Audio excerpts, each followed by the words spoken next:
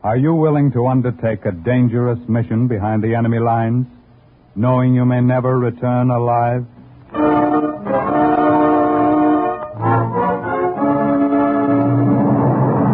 What you have just heard is the question asked during the war to agents of the OSS. Ordinary citizens who to this question answered, yes. This is Cloak and Dagger.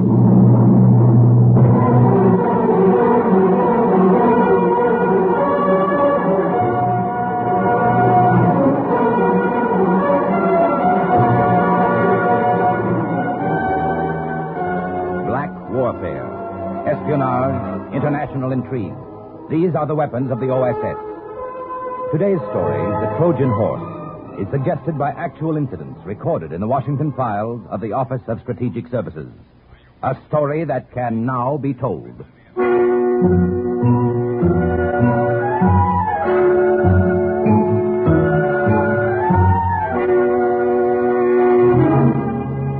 August 1942. Report to OSS headquarters in Casablanca from Agent Henri Fontaine in France.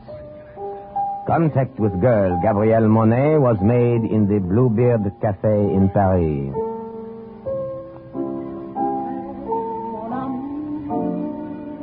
I went there alone on the evening of the 15th. I sent her a note with a waiter asking her to come to my table when she'd finished her song. Then I sat and waited. German officers were spread about the room as they were spread about all of occupied France. I wondered what they would say if they knew why I had come.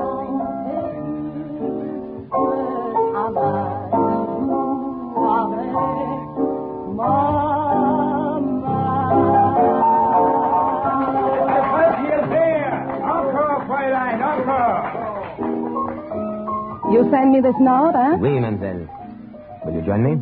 Why not? I drink with anyone these days. What will you add, eh? What have you? Let me taste from your glass. It is very bad wine. Huh? You are right. Oh, the only time a girl may get good wine nowadays is when she drinks with the Boche. Never mind, I'm not thirsty. I enjoyed your song. Is that what you wanted to tell me? I think you are wasting your time here in Paris. Paris is wasting our time on Paris these days. I can offer you a better position in Casablanca. What did you say? Who are you? My name is Henri Fontaine. I, too, have a good position with the American OSS in North Africa. What are you saying? Before the Germans came to France, I was a poor poet. They did me a service. Now I'm a rich spy. You sit here in a room full of Germans and tell me this? What makes you think I will believe you? What makes you think I won't turn you over to the Germans if I do, eh? Mademoiselle, I am not such a brave man. Neither am I a fool. We have kept you under observation for months. We know you better than you know yourself. Is there anything you'd like to know about yourself? What do you want of me? On our side, we have only the very best. Forgers, counterfeiters, cutthroats, and spies. Will you join us? Just tell me what you want me to do.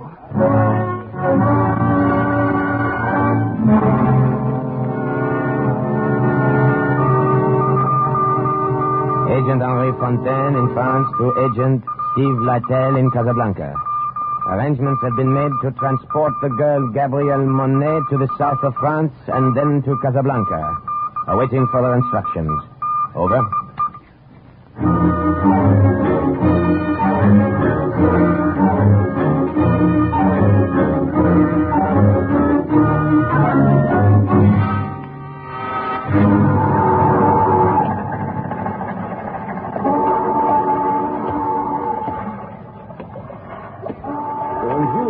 Bonjour.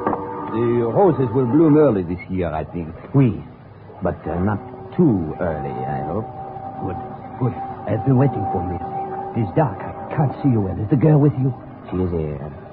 Gabby, say something so our friend will know you are here. I am tired. Did you have difficulty reaching my safe in Paris? Not too much.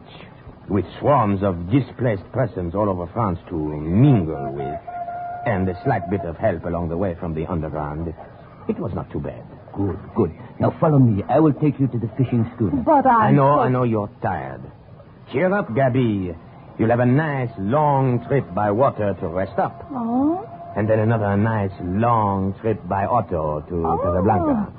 Oh, I like automobiles. In the old days, I liked nothing better than a pleasant ride.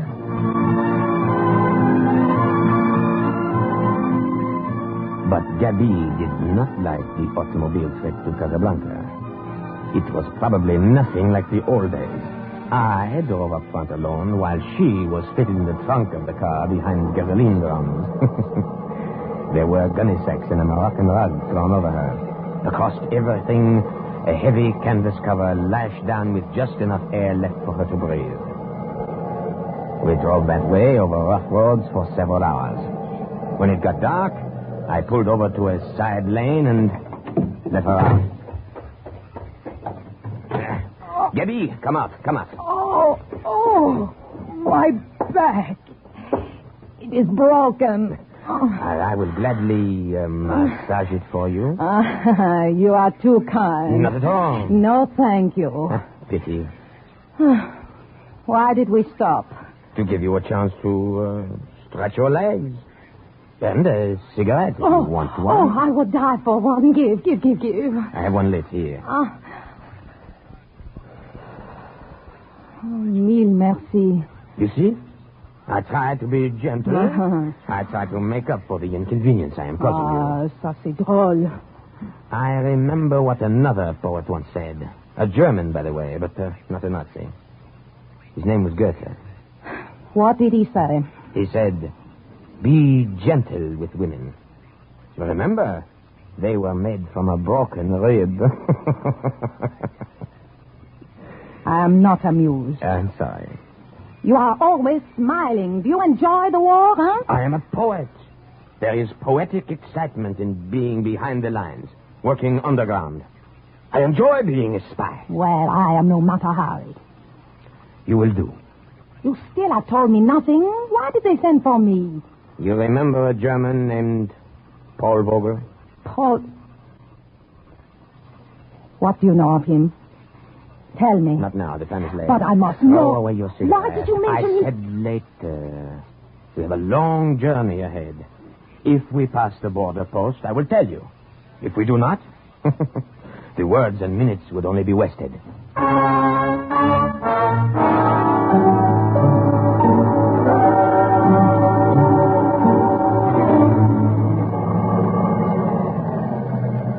Angela! I thought I would never reach the border. It's been a long trip. Where are you headed? Casablanca. Have you anything to declare? No, nothing. Let me see your passport. Here you are.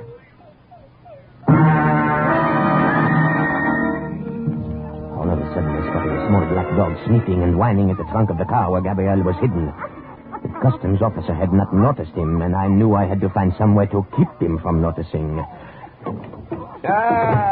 One becomes stiff after so long a ride. While he looked over my passport, I went to the rear of the car, picked up the dog by the scruff of the neck, and started to pet him. Your passport seems to be in order, but what's the matter with Jeff? Oh, nothing. Perhaps he does not like to be picked up. No, if he did, he wouldn't try to bite you. Better put him down.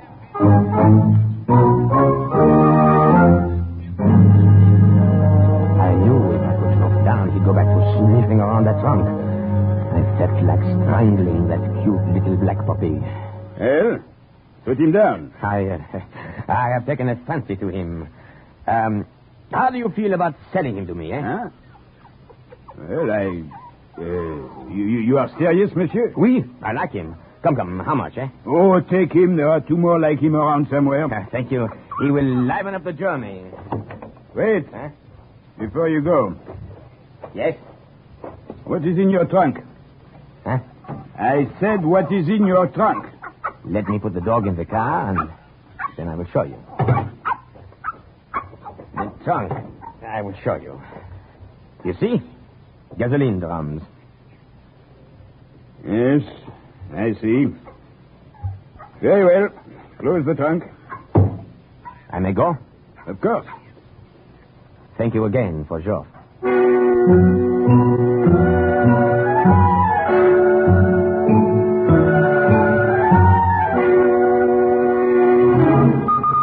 August 27th, 1942.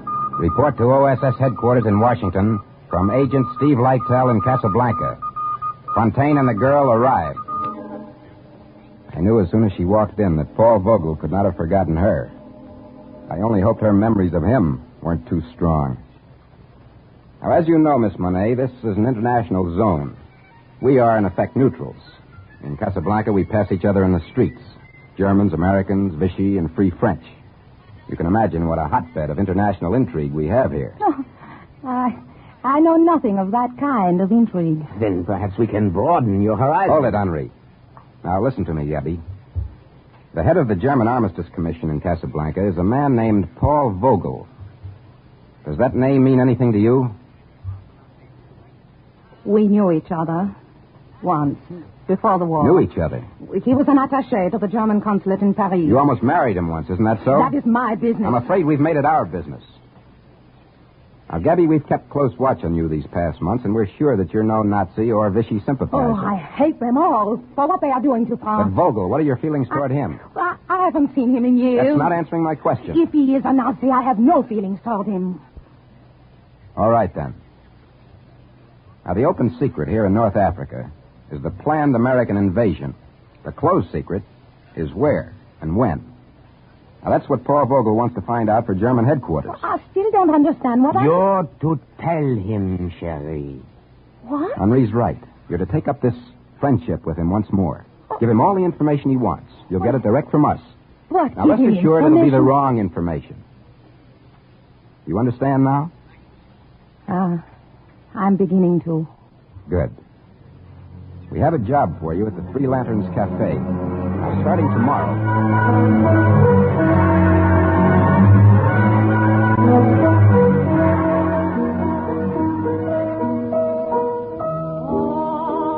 Bridget and Henri Fontaine and I were at the Three Lanterns Cafe the next night when Gabrielle opened there. The cafe was packed. But even the crowd around the bar, officers with ribbon chests, waterfront riffraff, and black marketeers, all of them were quiet when she sang.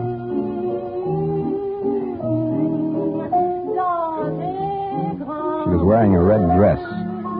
In the spotlight, her face looked smaller and whiter, and her hair looked blacker. There wasn't a man in the room who could take his eyes off her. I wondered how soon it would be before Paul Vogel came in and saw her, too. A girl like that could make you forget the war, I still. I've got a wife back in Syracuse. Can she wear red like that? My wife can be trusted. And this girl? She and Vogel were pretty close in the old days. I know my own kind.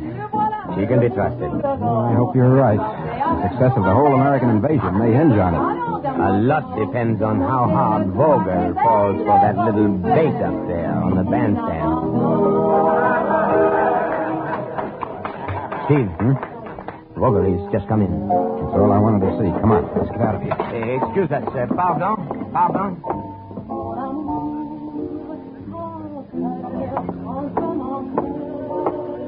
This table is free, waiter. It will do. Oui, Vogel. You wish to see the wine list? Oh, that girl. How long has she been here? The singer, you mean? She started only tonight. Tell her to come to this table when she's finished. You understand? Oui, I understand. No, you don't. You only think you do. Go tell her what I said. And bring a bottle of your best wine.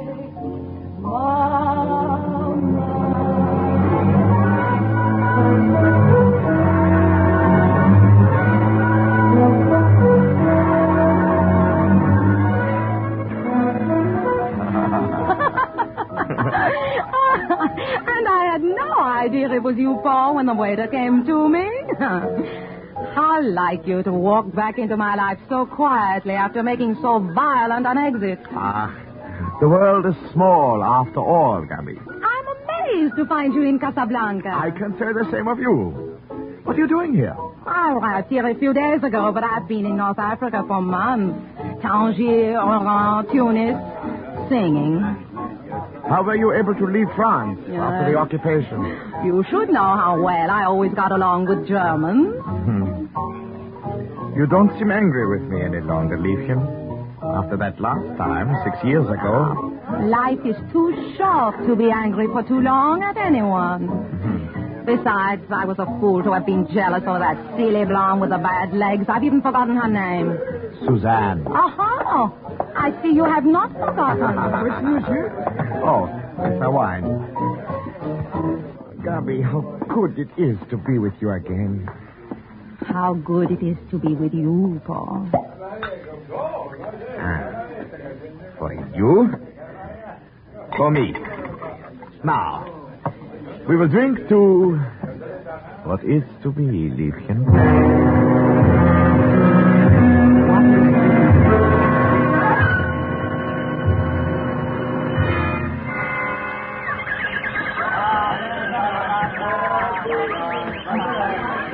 You could have no better guide through Casablanca than I, Gabi. Come, what else would you like me to buy you from the marketplace? A scarf, perhaps? A gold scarf to put around your hair, yeah. Have you taken many girls to the marketplace, huh? Will you be forever jealous of me, Liebling? What is it, the French in you? It is the woman in me. I imagine you are in great demand by the women here. The chief of the German Armistice Commission. How did you know that? I know more than you think. Oh? Would it interest you to know the name of one of the most important American agents in North Africa? Who? Steve Lytle. What do you know of him? I know him. And he knows the details of the planned American invasion. Come. I will buy you a gold scarf. Well, have you nothing to say of what I just told you? I knew that already. I, too, have agents. However, thank you for telling me. I can promise you more than a gold scarf if you find out additional information for me. That is possible? It might be. Very possible.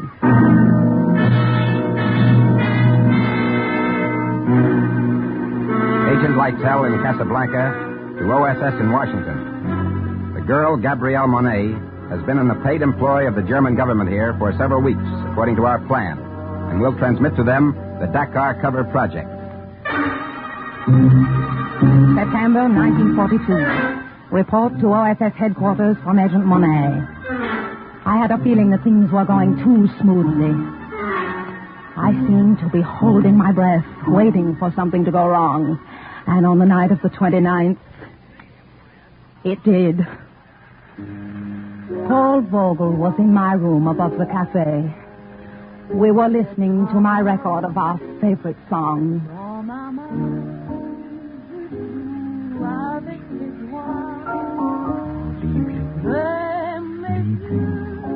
You'll have to go soon. It is late.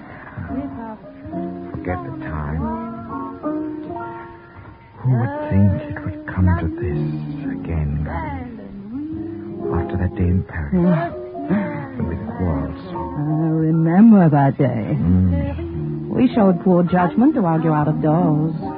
It was raining. I got a terrible cold in the nose. Poor Gabi. Let me kiss that poor nose.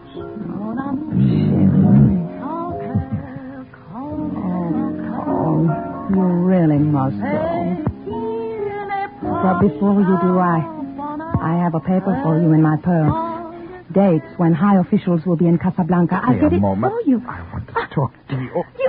You're hurting my arm. Let Germany me go, is Paul. paying you well for this information I know, you're Paul, giving us. please. Some of it is useful information, but none of it is as important as I would like. I will try to do better. You had better do better.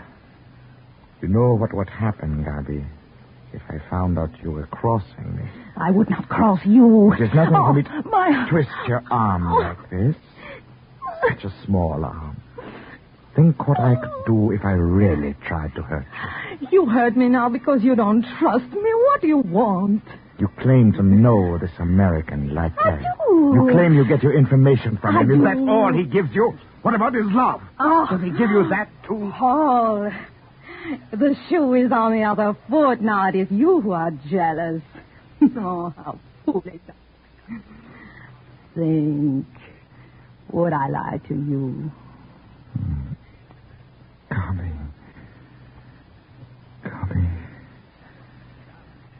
Oh, Gabby. If you ever lie to me, I would rather see you dead at my feet than standing looking at me and lying. You'll hear what I say. Yes. Yes, I hear.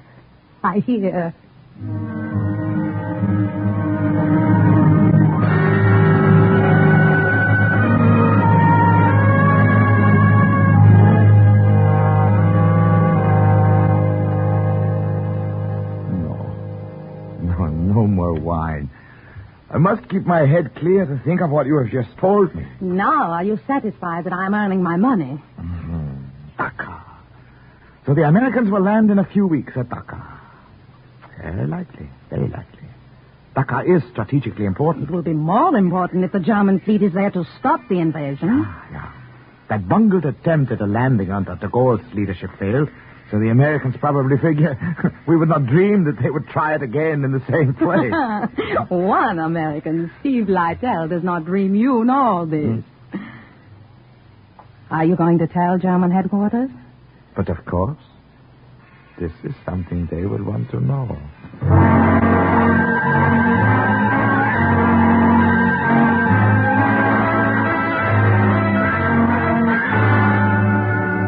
He believes it, Steve, every word of it. Good. The German fleet is being sent to stop the invasion at Dakar. Good, Gabby. Good work. Steve, radio report just in from Gibraltar. What is it? No. Let me tell it, Geoff. General Clark will rendezvous on October 21st at Point Agreed near Algiers. You know what that means? Final preparations for the Iran invasion. Nothing must go wrong now. Nothing.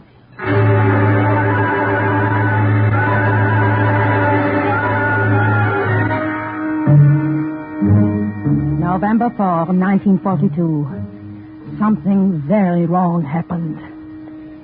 Paul came to my room just before I was ready to go downstairs to the cafe. Paul!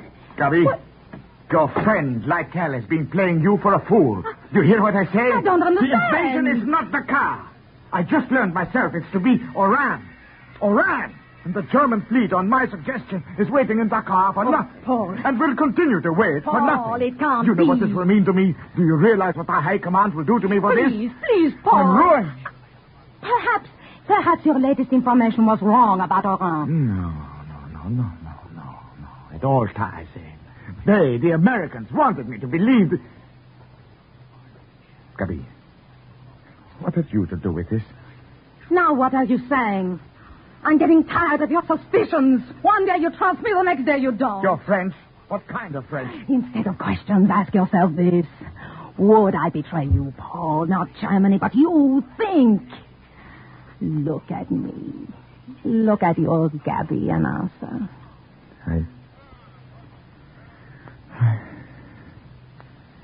No, of course not. Not you. You wouldn't dare. There may still be time to stop the Americans at Oran. I must get back to headquarters and let them know by radio. I should have done that right away instead of coming here. Oh, have a drink first. No, later. I'll be back. It will later. not be easy for you to tell the High Command this. A drink will fortify you. Yes. Perhaps you're right. One drink, then.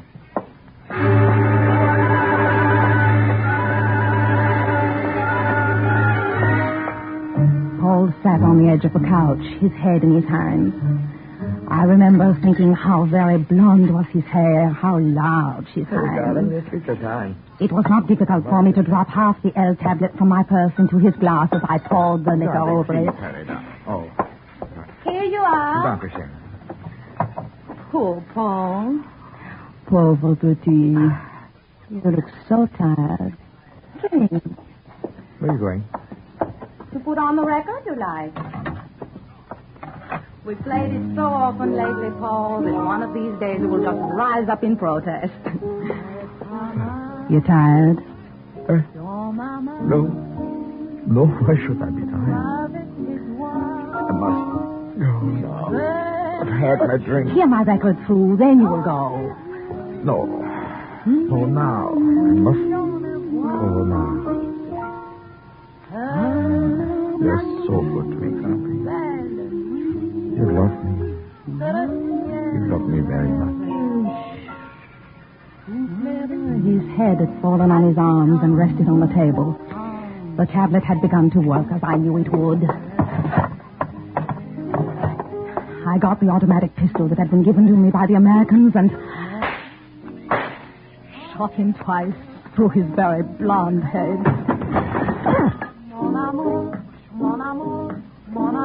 Report from Agent Gabriel Monet. Fini.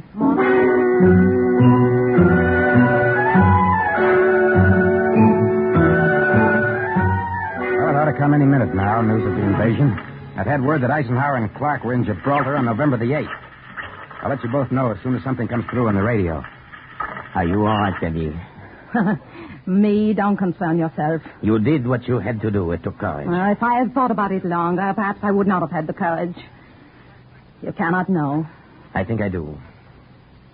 He meant a great deal to me. A long time ago. I killed him. Listen to me. I told you something once that the poet Goethe said. He also said this. Give up what perished long ago, and let us love what's living. Do you hear, Gabi? Do you hear?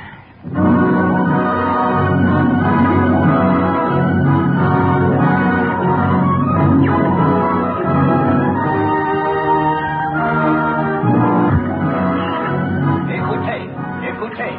Yankee, Franklin, Midway, Lincoln, Robert, Harry. Robert, Harry. That's the code name. Robert's arrived. The invasion's begun. Do you hear? Did you hear, Gabi? Did you? Yes, I heard.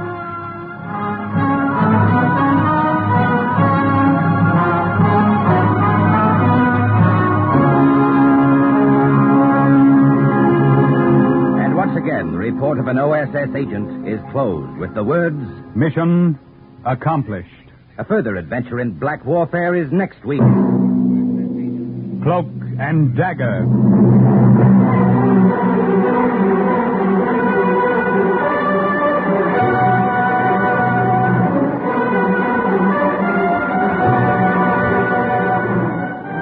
Heard in today's story were Jane White, Barry Kruger, Leon Janney, Joseph Julian, Carl Weber, Raymond Edward Johnson, Guy Sorrell, and Bernie Gould.